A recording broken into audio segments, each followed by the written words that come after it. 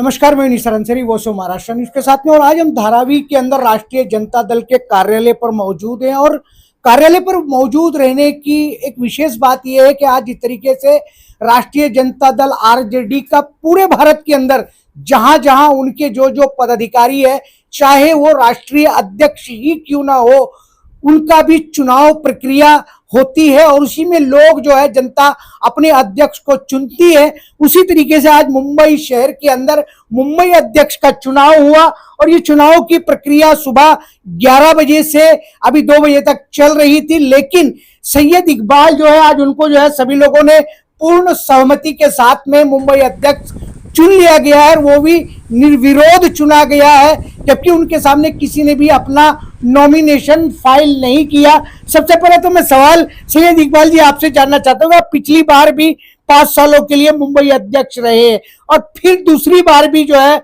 आपको निर्विरोध चुन लिया गया है, तो जो लोगों ने आपको इस प्रक्रिया में चुना है, आखिर वो कौन सी बेसिक बातें कार्य की रही जो आपको बार बार जनता रिपीट करती है?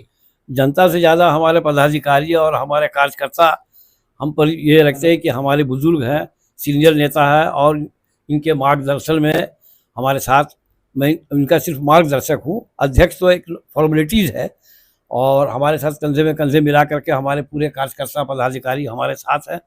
आज ये तीसरा बार हमारा है अध्यक्ष पद का चुनाव इन लोगों ने किया है मुझे, और सभी का मैं जो है हार्दिक स्वागत करता हूँ और अभिनंदन करता हूँ।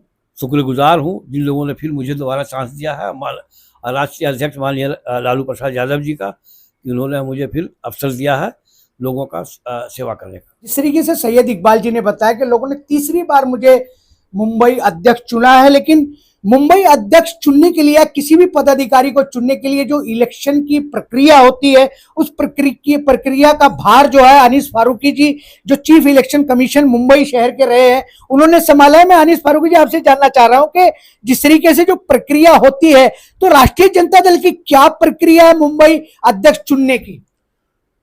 देखिए, वर्ष 2025-2028 से का जो संगठनात्मक चुनाव है वो ऑल इंडिया लेवल पर हो रहा है।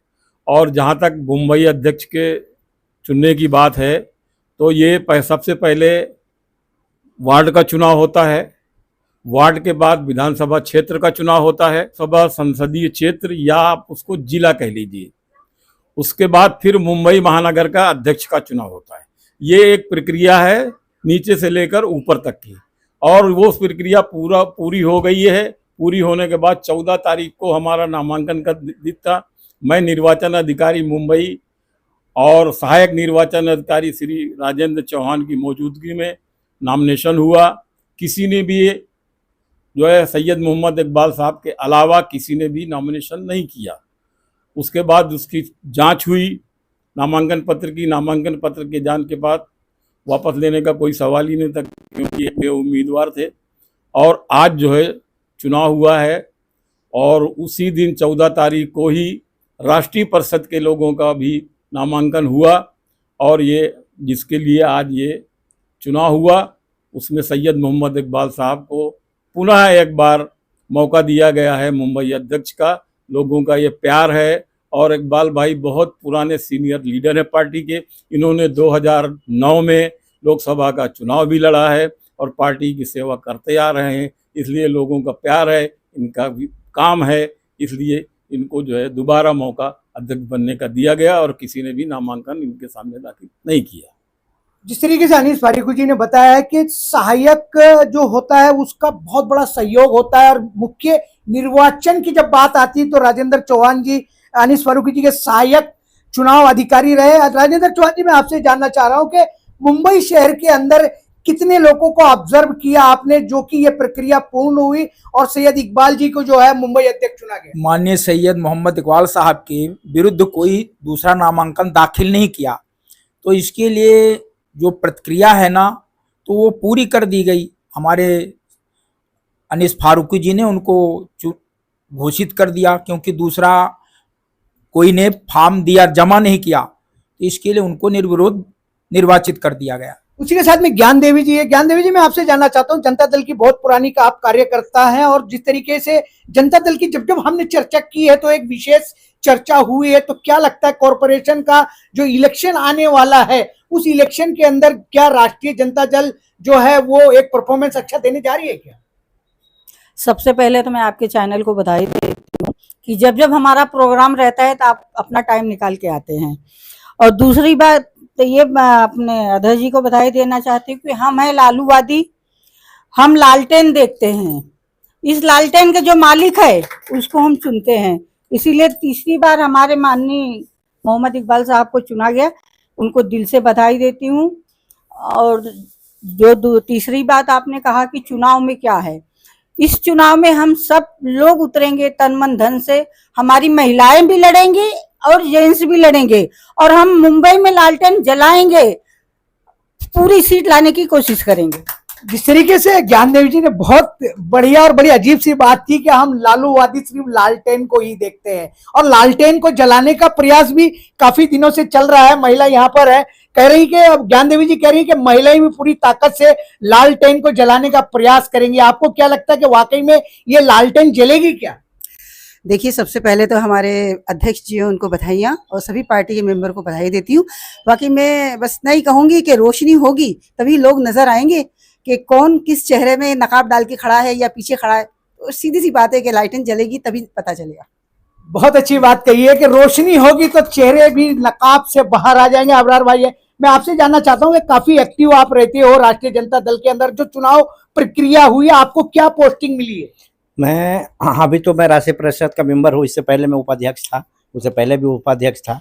और हमारे सैयद इकबाल साहब और हमारे सर अनीस फारूकी साहब और हमारे सीनियर राजेंद्र चौहान साहब और मैडम ज्ञान देवी यादव जी, उन सब मिल करके हम पर हमेशा भरोसा उन्होंने दिखाया है। अब आगे जो जिम्मेदारी मिलेगी उसको हम करेंगे। अभी तो उन्होंने हमको राष्ट्रीय परिषद का मेंबर बनाया है। दूसरी चीज़ ये कि इकबाल साहब के नेतृत्व में जो मुंबई में जो काम हम लोग पिछले 9-10 सालों से कर रहे हैं उससे पब्लिक बहुत खुश है। जहाँ भी जिसको जैसी ज़रूरत पड़ती है हम लोग उसके लिए खड़े रहते हैं।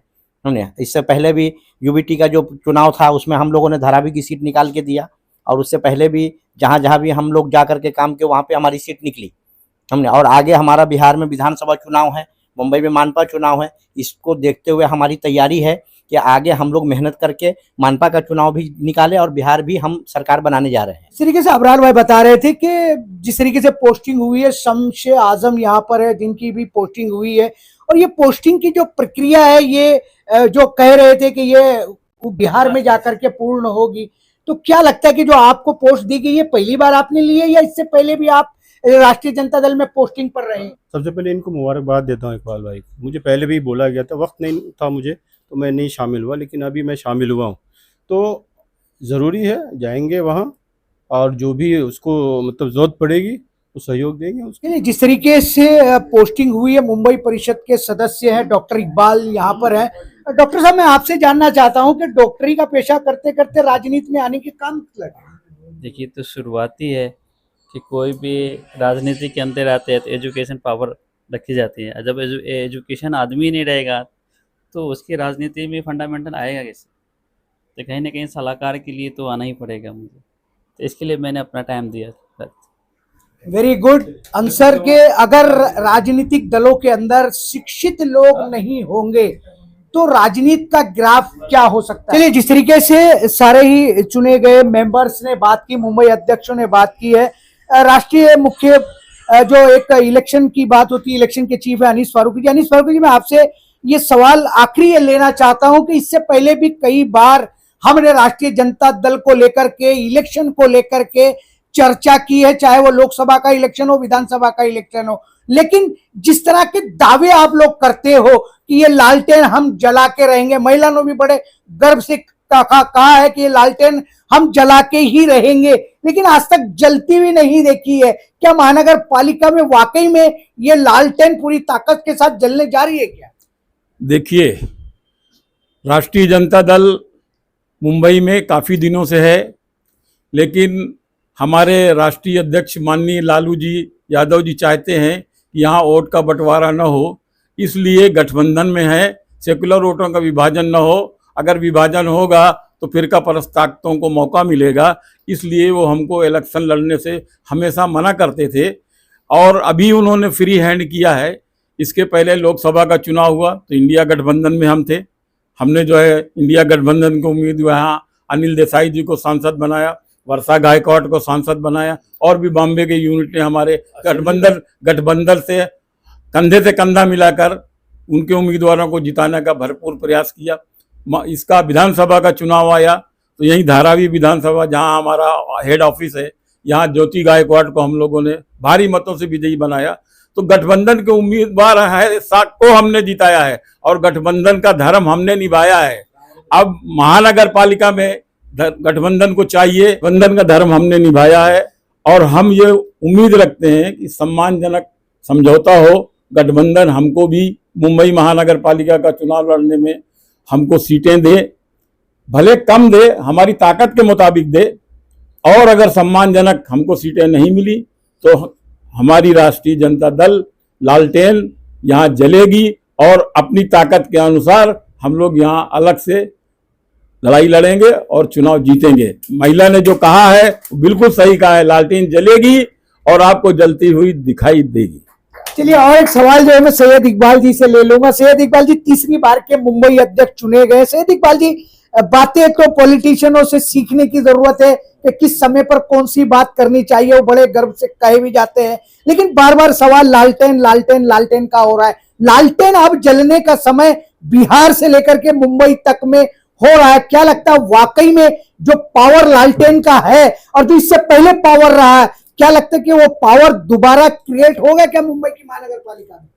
मुंबई महानगर पालिका में हमारी पार्टी की क्या क्षमता है, तो आप पत्रकार हैं और आपने देख ही लिया है कि यहाँ के विधानसभा चुनाव में गठबंधन में हमें सीट नहीं मिला, फिर भी हमारे जितने भी कार्यकर्ता थे, जितने लोग थे हमारी पार्टी के, राष्ट्रीय जनता दल के, लालू जी के आदेशानुसार, सुरेश जी के आदेशानुसार, हम लोग अपने इंडिया गठबंधन के जो भी प्रत्याशी थे सभी को हम लोगों ने फुल समर्थन दिया हो। और उसका परिणाम जो है ये धरावी वही देख लीजिए आप कि धरावी के